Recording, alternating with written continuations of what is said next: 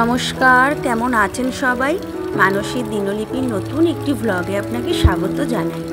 আজ মহাষষ্ঠী, সকলকে জানাই শুভ শারদীয়ার অনেক অনেক শুভেচ্ছা। সকলে খুব ভালোভাবে পুজো কাটাবেন। আজ একটু বেলা হয়ে গেছে আমার পুজো দিতে আসতে।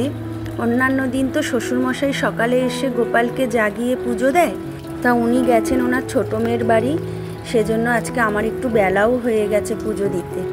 রোদটা এত পরিমাণে উঠেছে, ফুলগুলো আগে তুলে নিই চলুন।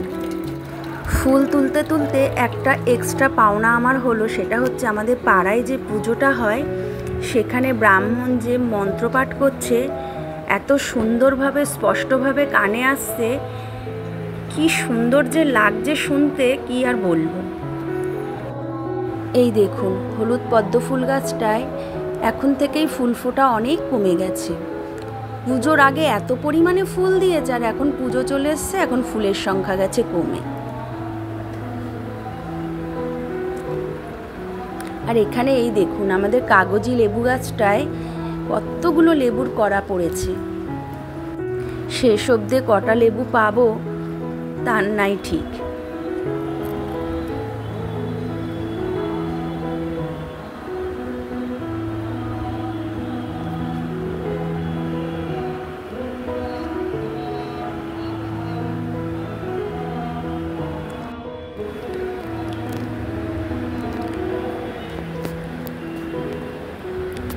ফুল টুল তুলে নিয়ে ভগবানকে সেবা দিয়ে নিলাম।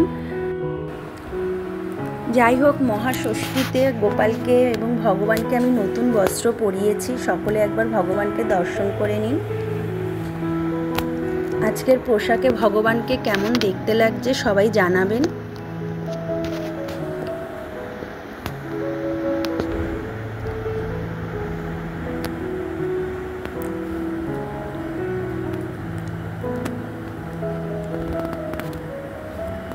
সকলের দুর্গাপুজো খুব খুব ভালো কাটুক।